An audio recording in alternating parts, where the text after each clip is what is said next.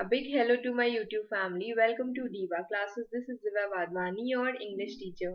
Today we'll be studying about the story An Angel in Disguise given by T.S. Arthur, and this story is for class 10th ICSE. Okay, now this as per your syllabus in which that will be held, the examinations of which will be held in 2024. ये जो story है an angel in disguise it is in your course. हम लोग इस story को starting से समझते हैं कि पहले हम लोग थोड़ा सा पार्ट समझेंगे कि what is the story all about, then we will study about the main story. Okay, तो सबसे पहली चीज इसमें क्या दी हुई है, एन एंजल. एंजल को हम लोग समझ सकते हैं any person who helps you. ठीक है, हेल्पिंग हैंड के जैसे ये होते हैं. और सेकेंड चीज हम लोग इसमें ये भी समझ सकते हैं कि they are a kind of messenger of God, जो हमारे जीवन में एक कुछ भी सम सॉर्ट ऑफ इम्प्रूवमेंट करने के लिए आए होते हैं, तो they are known as angel. और उसके बाद है in disguise made to look like something else. यहाँ पर हम इसको कैसे तोड़ सकते हैं, that someone who has the appearance of, कोई जो है वो किसी और भेस में आ रहा है, appearance of some other thing.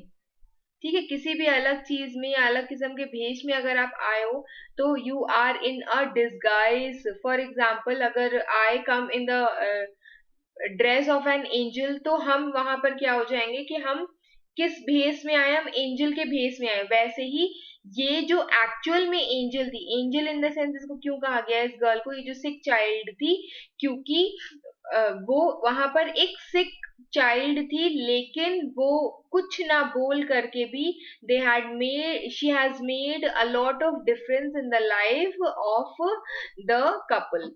ठीक है, so now we will study about the story An Angel in Disguise. It was written in 1851. It was featured in Arthur's collection After a Shadow and Other Stories. ये जितनी इसका इनकी मतलब collection of stories था, उसी में ही this was also a story.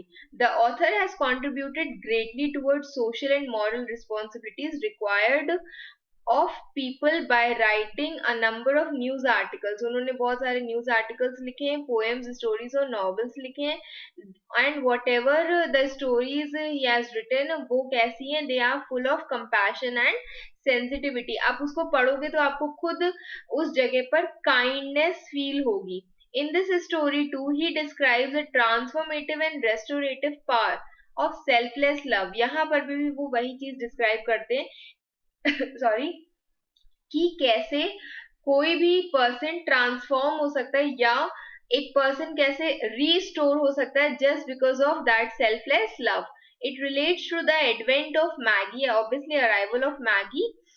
Okay, और ये कौन थी, शी वॉज अ गर्ल. यहाँ पर जैसे देखो ये पिक्चर में गर्ल दिखी है, वैसे ही she was a girl, a frail, weak, young orphan into the lives of the wheelwright. ठीक है, wheelwright is a person, ये जैसे angel in disguise, इसका wheelwright वो होता है जो ये सारी wheels बनाता है, तो that person is known as wheelwright.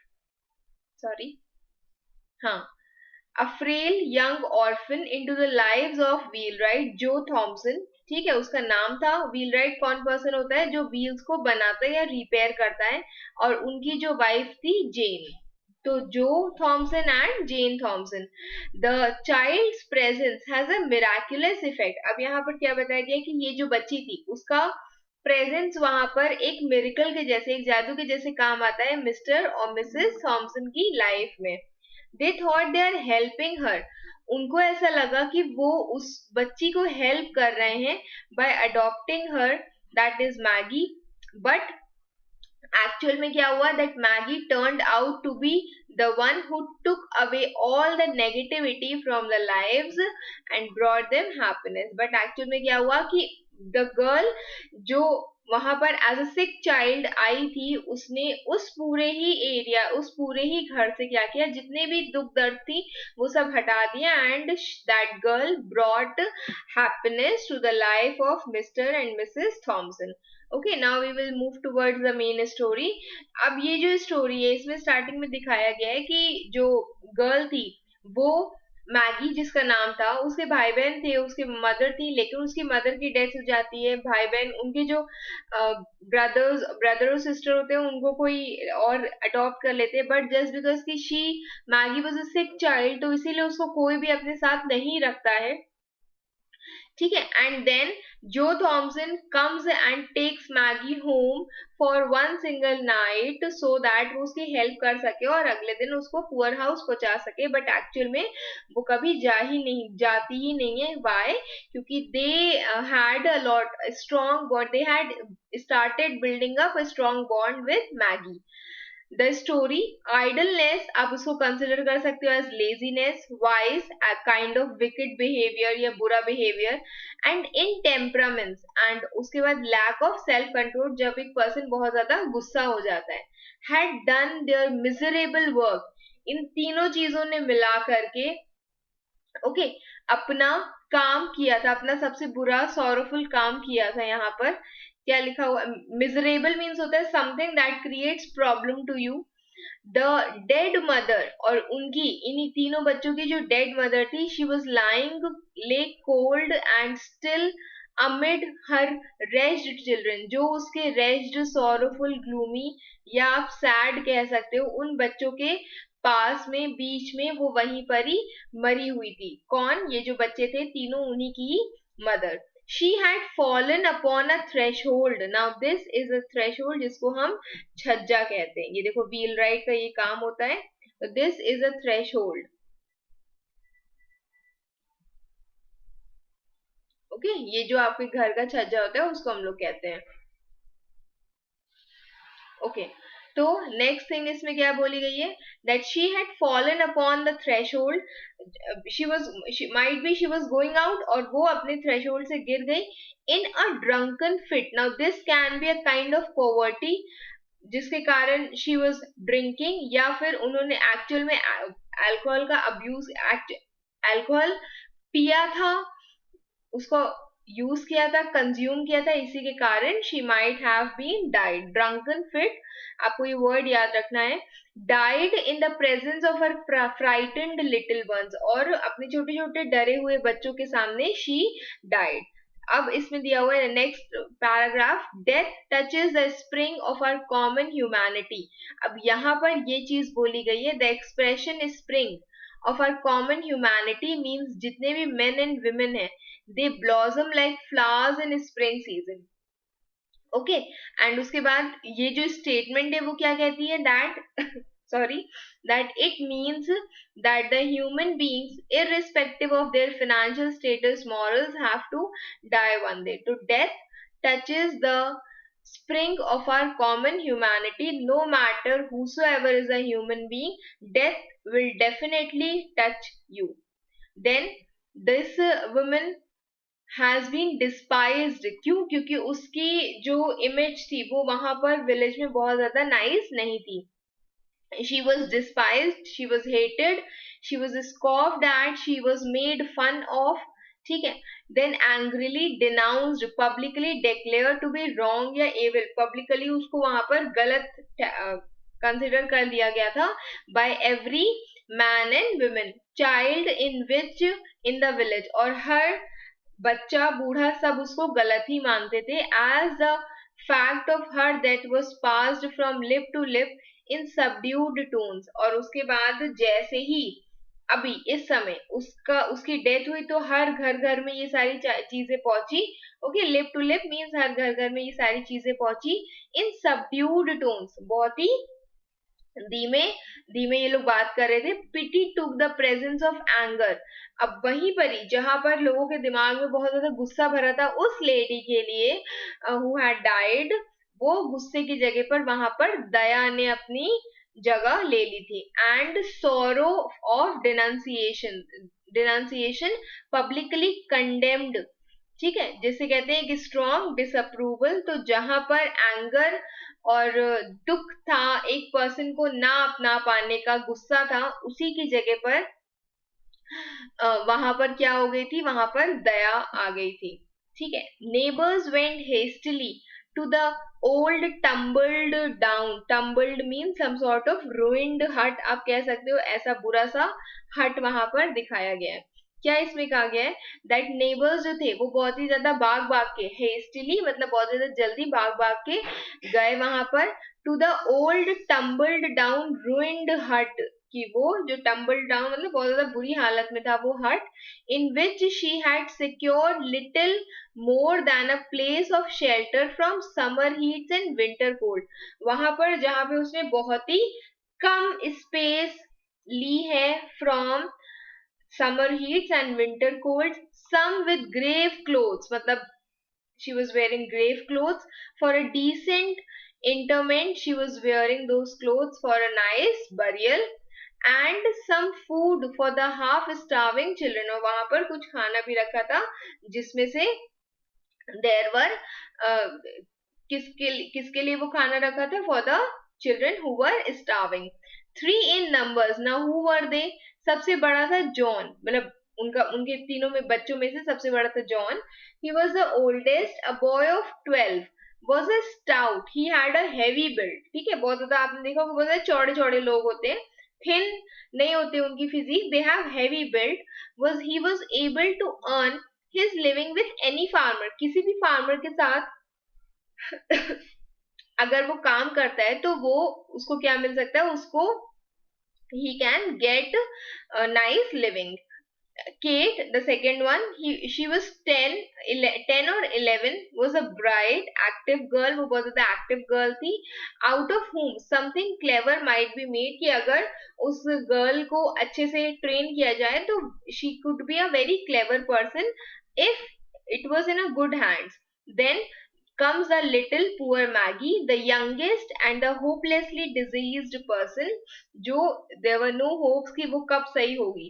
2 years before, a fall from a window had injured her spine. बहुत 2 साल पहले उस जब वो एक विंडो से गिर गई थी तो उसके कारण क्या हुआ, उसकी रीढ़ की हड्डी, स्पाइन, उसकी रीढ़ की हड्डी जो है वो इंजर हो गई थी, and she had not been able to leave her bed since except when lifted in the arms of her mother, और तब से लेकर के वो अपने बेड से नहीं निकल पाई है, she is a bed ridden child, और कब वो सिर्फ हट सकती थी whenever her mother used to lift her up. अब the question was, just because की mother was dead, the question was कि इन बच्चों के साथ होगा क्या. The dead mother would go underground, but and be forever beyond all the care or concern of the villagers, बिना किसी चिंता के दुख दर्द के, the mother has died, तो वो अब वहां से चली गई है, obviously she is dead, but children must not be left to starve, but जो वहां के चिल्ड्रन है उनको वहां पर भूखा मरने के लिए नहीं छोड़ना चाहिए.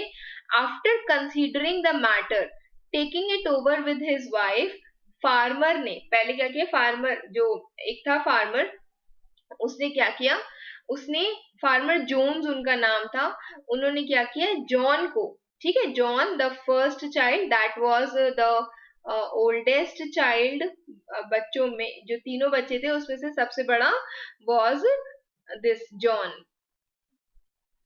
हाँ, तो शी अपनी वाइफ के साथ उसने बातचीत करके फार्मर ने क्या किया, ही सेड कि वो जॉन को रख लेगा and do well with him.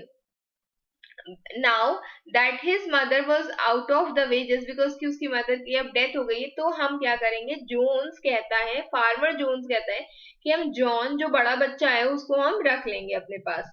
Mrs Alice एक और वहां की नेबर थी, लेडी थी, who had been looking out for a bound girl, bound कह सकते हो एक बंधुआ मजदूर, बाउंड मीन्स ऑब्वियसली कि आप किसी को लेकर के आते हो, you consider the other person as slave, तो उसको ऑलरेडी एक बाउंड गर्ल की जरूरत थी. concluded that it would be charitable in her to make a choice of Katie, even though she was too young to be much use of for several years. भले ही हम उसको बहुत समय तक बहुत ज्यादा काम नहीं करवा सकते हैं, लेकिन फिर भी ठीक है, I will take Katie, Kate जिसको यहाँ पर बोला गया है. I could do much better, I know, said Mrs. Ellis. Mrs. Ellis ने कहा कि मैं इससे ज्यादा भी बेहतर कर सकती हूँ, but as no one seems inclined to take her, I must act from a sense of duty, expect to have trouble with the child, for she is an undisciplined thing used to having her own way. वो क्या कहती है that but as no one seems inclined, just because कि किसको, केटी को, केटी या cat कह सकते हो, तो उसको कोई और नहीं लेकर के जा रहा है, मैं सिर्फ एक सेंस ऑफ रिस्पॉन्सिबिलिटी से I expect to have trouble with the child, भले मुझे थोड़ा सा प्रॉब्लम होगा, फॉर शी, क्योंकि वो एक अनडिसिप्लिन चाइल्ड है. Okay, she is not a disciplined person, used to having her own way of living, but still उन चीजों को दरकिनार करते हुए हम उसको as a sense of responsibility लेकर के जा रहे हैं. But किसी ने ये नहीं कहा that I am taking that poor ridden child, bedridden child, sick child यहाँ पर बोल सकते हैं, मैगी, उसको किसी ने नहीं कहा कि हम उस तुमको ले चलते हैं. Pitying glances, pity, दया भरी, glances means नजर, were cast on her van, were cast or caused to appear on her van. Now, sorry, of a person's complexion or appearance pale and giving the impression of illness or exhaustion.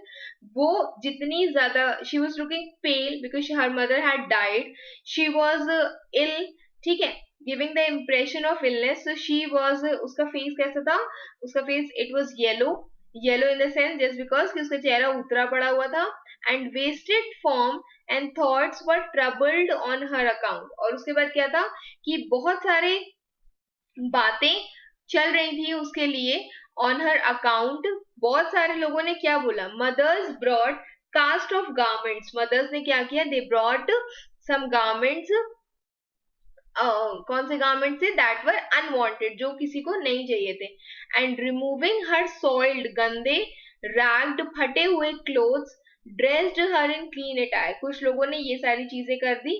The sad eyes and patient face of the little one touched many hearts, बहुत सारे ऐसे थे जो उस छोटी सी बच्ची के sad eyes और पेशेंट फेस से बहुत ज्यादा अफेक्ट हो गए थे, ठीक है. मतलब कह सकते हो कि सिंपैथी आ गई थी लोगों के अंदर. Even knocked them at them for entrance, but none opened to take her in. Who wanted a bedridden child, और किसको एक बेडरिडन चाइल्ड की जरूरत पड़ती, मतलब कौन ऐसा था जो एक बेडरिडन चाइल्ड को अपने घर ले जाएगा, उसको खिलाएगा पिलाएगा.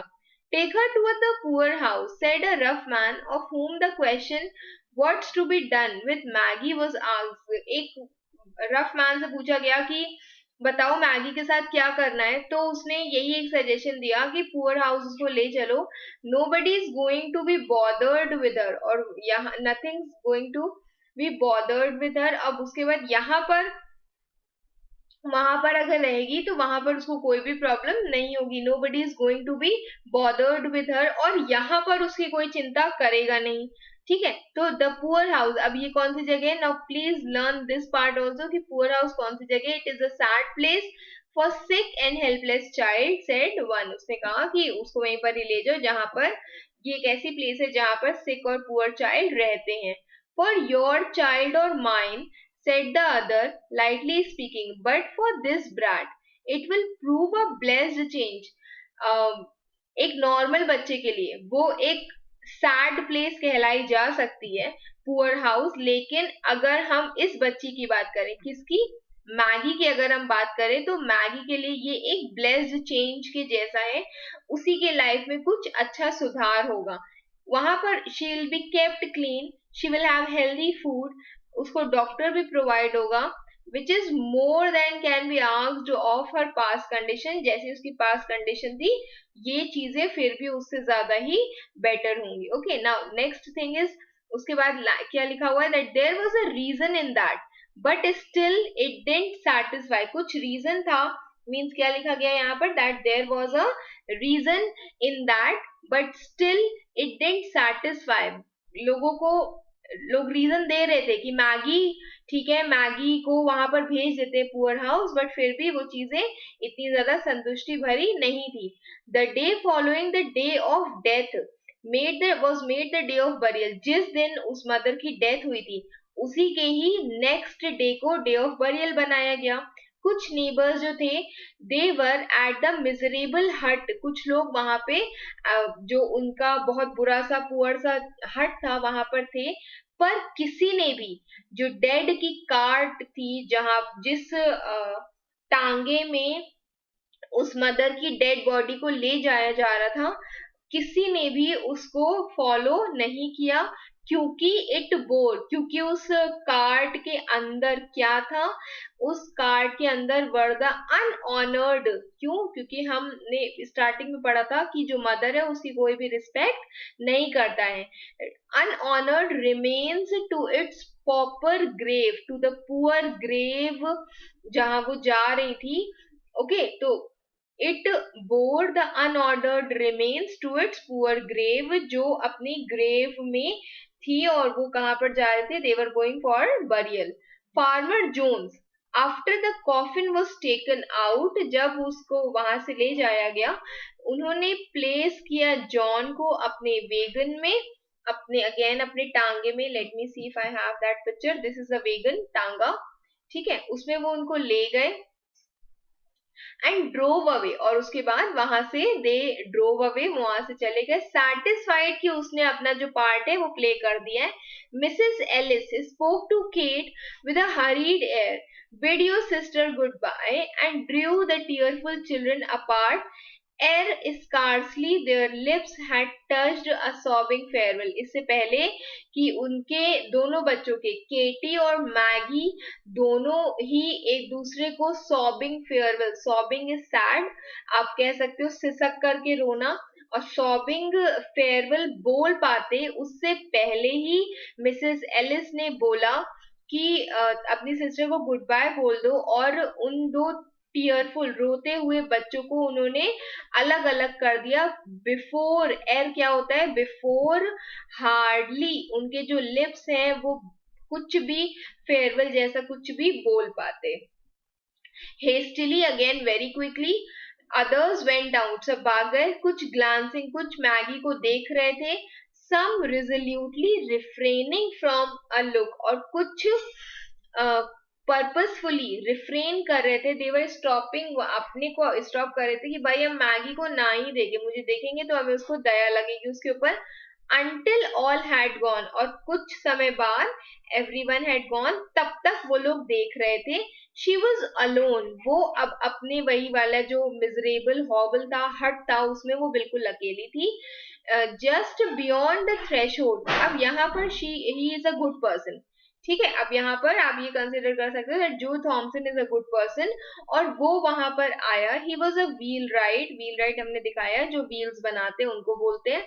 वहां पर वो रुका, he paused and said to the blacksmith's wife who was hastening off with the rest, blacksmith की वाइफ से उसने बोला, जो लेडी बहुत तेजी तेजी से भाग रही थी बाकियों के साथ, उसने कहा, ये किसने कहा, ये जो थॉमसन ने कहा, जो ने कहा कि it's a cruel thing to leave her alone, तो ये बहुत ही गलत चीज है कि आप उस छोटी सी बच्ची को अकेले वहां पर रख रहे हो।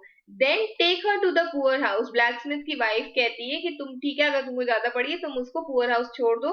She will have to go there, उसको वहीं जाना होगा, answered blacksmith's wife, springing away and leaving Joe behind, और उसने क्या किया, she was just run away, she moved suddenly from there and left Joe behind. Okay, now we will do it till here only. इसके बाद वाला जो topic है, this we will do in part 2। Okay, यहाँ से now here, from here we will be doing part 2 in the next topic. I hope you have understood this much. Tell me if you have, tell me if you have not. कुछ नहीं समझ में आया है तो you can mention it in the comment box. Till then, keep preparing for your exams. Thank you.